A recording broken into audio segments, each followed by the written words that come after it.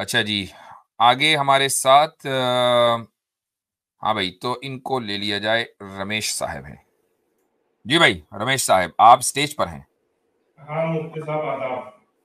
जी, आवाज कहाँ से आ रही है? दूर से आ रही है। इनकी आवाज हमेशा इको ही होती है, ऐसी वो है। बाजे से आ रही है। वो ना जी, कि इसका ब्लूटूथ ये अच्छा लगाया था। क्या वॉशरूम में तो नहीं है? नहीं नहीं, मैं ब्लूटूथ कान में लगाए रहता हूँ, इस वजह से थोड़ा सी आवाज अच्छा आती अच्छा, मैंने अच्छा, कहा है। काम शायद भी पहले करना से है उधर मुझे। चले गए हैं जी। हाँ अच्छा खैर। जी जी। अच्छा मुफ्ती साहब, अभी आप वो राम जन्मभूमि की बात कर रहे थे, तो उसमें थोड़ा दो करेक्शन है, अगर आप इजाजत दें तो मैं आपको बता दूं। एक तो मैंने नहीं बात की, एक हिंदू साहब आए थे, हिंदू थे वो, वही उन्होंने बात की थी। लेकिन चलें ठीक है, आप बताएं क्या करेक्शन है जी। अच्छा, इसको मुफ्ती साहब क्या है कि जो इसका जो केस चला था, वो मंदिर के नाम पे नहीं चला था, बल्कि एक लैंड डिस्प्यूट, जमीनी विवाद के तौर पे चला था। और जो इसमें एएसआई ने रिपोर्ट दी है, एएसआई ने कहीं कहीं ये दावा नहीं किया कि ये राम जन्मभूमि, उन्होंने कहा कि ये यहाँ पर एक मंदिर था। तो ठीक। उसमें उसमें मतलब ये कहना कि बताओ कहाँ राम का जन्म, कोर्ट का जो निर्णय आया वो इस एएसआई रिपोर्ट पे आया है कोई कि बात नहीं, उन्होंने कोर्ट देखें। अपनी हमने कोई डिस्कशन आज कोर्ट के निर्णय या कोर्ट के फैसले के ऊपर किया ही नहीं। जी हमारा जी क्वेश्चन ये था कि भाई एक मंदिर बन रहा है जिसके जी बारे में ये कहा जा रहा है कि ये राम जन्म भूमि है, लिहाजा यहाँ जी राम का भव्य मंदिर बनेगा। ठीक है। जी जी तो हमने ये सवाल किया कि ये कैसे साबित हुआ कि ये राम जन्म भूमि है, जबकि राम जी एक हिस्टोरिकल कैरेक्टर थे या नहीं थे, पहले यही साबित हो जाए। Point number 1। जी पॉइंट जी नंबर 2, उस लैंड को जो हिंदू पार्टी को दिया गया, क्या सुप्रीम कोर्ट ने ये नहीं कहा था कि हिंदुओं की आस्था की बुनियाद पर यह फैसला किया जा रहा है? नहीं नहीं, उसमें एएसआई की रिपोर्ट भी है। वो नहीं, एएसआई वो की भी वो रिपोर्ट भी भाई को भी। देखें, एक बात सुनिए, जब एक केस होता है तो उसमें दोनों तरफ से हजारों एविडेंस दिए जाते हैं। बात यह है जी, कि फैसला किस बुनियाद पर हुआ। फैसले में आस्था का लफ्ज था या नहीं था? आस्था का लफ्ज मुफ्ती साहब इसलिए था, जो हम्म। दूसरी जमीन दी गई है वो उस सिलसिले में कहा गया है, बाकी जो निर्णय आया है दूसरी वो जमीन एएसआई की रिपोर्ट पर दूसरी आधारित जमीन मैं कहता हूं, दूसरी जमीन क्यों दी गई है? है। उस मतलब कोई विवाद न हो, कोई एक तरीके नहीं से नहीं नहीं नहीं नहीं एक नहीं नहीं नहीं। मैं आपके घर सौहार्द के पे लिए। कब्जा कर लूं और आप केस कर दें और मैं हार जाऊं, तो क्या फिर कोर्ट मुझे दूसरा मकान देगी? कई जो ऐसा है ना मुफ्ती साहब, जहां जो बड़ा मामला होता है, जो जिसमें देश की सुरक्षा अखंडता नहीं, खतरे में ऐसा रहती नहीं है। है, तो ऐसे सुनिए, फैसले भी मुसलमानों लिए। को उस जमीन का ना उन्होंने कभी मुतालबा किया था ना चाहिए थी। बताइए मुझे, जी कौन सी ऐसी क्रेडिबल ऑर्गेनाइजेशन मुसलमानों की कोर्ट में गई थी, कहा था कि हमें दूसरी जमीन दो? हम तो आज भी उस जमीन को लेने के लिए तैयार नहीं है, आपको पता भी है। जी जी जी तो अब मुझे एक बात बताएं कि जब वो मसला अगर सिर्फ लैंड ओनरशिप का था और उसके एक्चुअल ओनर मसलन फला अखाड़े वाले लोग निकले या हिंदू निकले, ओवरऑल हिंदू कम्युनिटी निकली, तो फिर मुसलमानों जी। को जमीन देने का कोई मतलब नहीं, फिर आस्था की बुनियाद पर फैसला करने का कोई मतलब नहीं। भाई ये रे पेपर, ये रे कागजात, जमीन उनकी, बात खत्म। अब मुफ्ती साहब देखिए, मैं आपके जितना आलिम तो नहीं हूँ, लेकिन जो मैं ये जानता हूँ कि निर्णय एएसआई की रिपोर्ट में दिया गया है। एएसआई ने ये कहा वो था पढ़ के आए कि आप? जो जो जो जजमेंट है ना, निष्काम। वो जजमेंट है 350 पेपर की, 350 पेजेस या 500, हाँ, याद नहीं है। वो असल में पढ़ क्या लें है उसके बाद आए। रमेश भाई, बात सही है, ठीक है। आप, हो सकता है, जरूरी नहीं करे के पास सब नॉलेज हो, लेकिन होता जी यह है कि अगर आप मीडिया या सोशल मीडिया के ऊपर 2-4 वीडियो देखेंगे ना, तो उसमें फिर वो सिलेक्टेड इंफॉर्मेशन जो है वो देते हैं कि जी एएसआई की रिपोर्ट थी, ताकि ये साबित किया जाए कि नहीं, मुसलमानों से ये जबरदस्ती नहीं ली गई।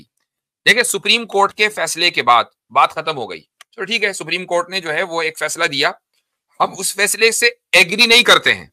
डिसएग्री करना सुप्रीम कोर्ट के फैसले से हर मुसलमान का हक है, बल्कि हर सुप्रीम कोर्ट के फैसले से डिसएग्री करना हर सिटीजन का हक है। सिर्फ मुसलमान ही को क्या, आपका भी हक हाँ, है, वो आप भी सहमत किसी भी हूँ, फैसले से सही। डिसएग्री कर सकते हैं। ठीक है, तो ये ना कहें कि ये जो है एक लैंड का डिस्प्यूट था, इधर से ट्रांसफर करके उधर कर दी गई, वरना फिर हमें इन्हीं मुसलमानों को लैंड न दी जाती। Point number 1। लेकिन असल जो पॉइंट है ना, जो ये आज का विषय है ही नहीं, ये आज का मुद्दा नहीं है कि सुप्रीम कोर्ट ने क्या किया, जो हुआ सो हुआ। आज का मुद्दा तो ये है कि राम जी उस जगह पैदा भी हुए कि नहीं हुए, असल तो ये था मसला। हाँ ये था, और लेकिन मुफ्ती साहब ये अलग विषय है, मुकदमे का जो मुकदमा चल रहा था। नहीं वो बात ठीक है, मैंने थोड़ी देर के लिए तस्लीम कर लिया, लेकिन मुझे एक बात बताइए, क्या बाबरी मस्जिद को राम जन्म भूमि की वजह से ही शहीद नहीं किया गया? क्या उस मस्जिद के अंदर हिंदुओं का इंटरेस्ट इसलिए नहीं था कि यहां राम जी जन्मे थे? सारा मसला ही तो ये था ना। आप राम जी के कैरेक्टर को तो आप अलग करके इस पूरे इशू को देख ही नहीं सकते। जी तो असल बात तो ये है। जी तो आपकी बात सही है, मैं सिर्फ उसका एक लीगल पहलू आपको बताना चाह रहा था, बाकी हाँ, तो अब इस पर आप गौर कीजिएगा। असल जो आप सवाल यहां से लेकर जाएं कि जिस पर आप रिसर्च करें अपने तौर से कि जी राम जी हिस्टोरिक उनके वजूद का क्या हिस्टोरिकल रिकॉर्ड है, हिस्टोरिकल एविडेंस है, पहले इस पर बात हो जाए। मान लीजिए जब ये साबित हो जाए, हाँ जी हिस्टोरिकली ये साबित हो गया कि राम जी थे, अब ये साबित करना है कि इस कमरे में पैदा हुए थे। चूंकि हिंदू फरीक की तरफ से जो कोर्ट में बात आई है वो ये आई है कि राम जी का ये चबूतरा था, इस बीच वाले गुंबद के नीचे यहां पैदा हुए थे। ये बाकायदा टेस्टिमोनी के अंदर उस केस में है, बीच वाले गुंबद के नीचे पैदा हुए, इतना पिन पॉइंट करके बताया गया है।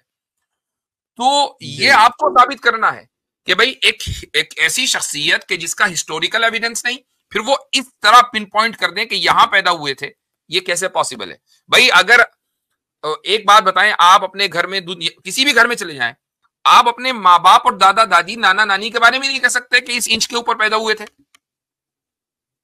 जी चाहे जाए कि आप लाखों साल पुरानी शख्सियत के बारे में ये कहें। तो असल केस ये है, हमें इसमें इंटरेस्ट है कि राम जी पैदा हुए थे कि नहीं, और हुए थे तो कहां हुए थे। तो बड़ी टेक्निक के साथ इनको ना डीलिंग करके इशू को सिर्फ एक इमारत के साथ जोड़ा जा रहा है, लैंड के साथ। वो लैंड की वैल्यू वर्थ क्या है? ओके के मोहम्मद भी बैठकर 3 हफ्ते पहले इंटरव्यू में कहता है जी इसकी वही वैल्यू है हिंदुओं के नजदीक जो मक्का की वैल्यू है या मदीना की वैल्यू है मुसलमानों के नजदीक। ये जुमले बोलता है वो बंदा के मोहम्मद, खुद जान के इसमें रिलीजियस फैक्टर डाल रहा है। बात ये है कि जगह की वर्थ और वैल्यू सिद्ध तो हो कि इस जगह पर वो पैदा हुए हैं। बात तो ये है।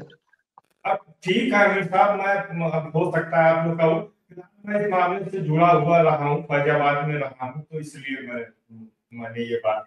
हाँ, तो अब अगर आप इस मामले से मेरे भाई, अगर आप इस मामले से जुड़े हुए रहे हैं, ठीक है रहे, असल मुद्दा तो आपने मिस कर दिया ना।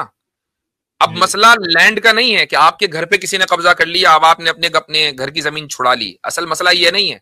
अगर ये दावा किया जा रहा के मोहम्मद की तरफ से कि नहीं जी उसकी वैल्यू वो है जो मक्का मदीना की है, तो फिर ये साबित भी तो करना पड़ेगा ना कि मक्का और मदीना है भी कि नहीं।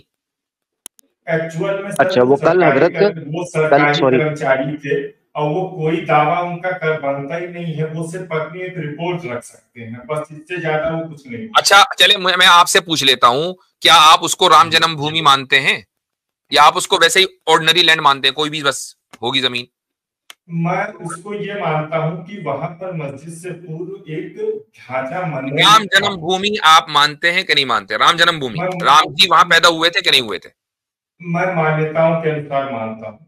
तो बस यही तो बात हो रही है ना, मान्यता। बात तो यही है ना कि इसी बुनियाद पर सारा इशू गुज़िश्ता 70 साल से चला है, ये मानकर, इस मान्यता की बुनियाद पर कि यहां पैदा हुए थे, लिहाजा हमें ये जगह चाहिए, हमारे लिए सबसे ज्यादा पवित्र है। सारा इशू यही है ना भीर। सारा इशू जिद्दी बच्चे का है, वो रोकर कह रहा है मैंने यही खिलौना लेना है, जिद्दी बच्चा है बस, और कुछ भी नहीं है। ठीक है भाई, अच्छा बहुत अच्छा लगा आपसे बात करके। चलें जी, शुक्रिया। आप कुछ कह रहे थे आमिर भाई कल के बारे में? मैं ये जी मैं वो कल के बारे में कहने लगा था। मैं कल भी ये जिक्र कर रहा था कि जैसे के मोहम्मद ने क्लेम करके कहा जी मुसलमानों को विलिंगली हैंड ओवर कर देना चाहिए, उनके नजदीक वो जगह है, ये है।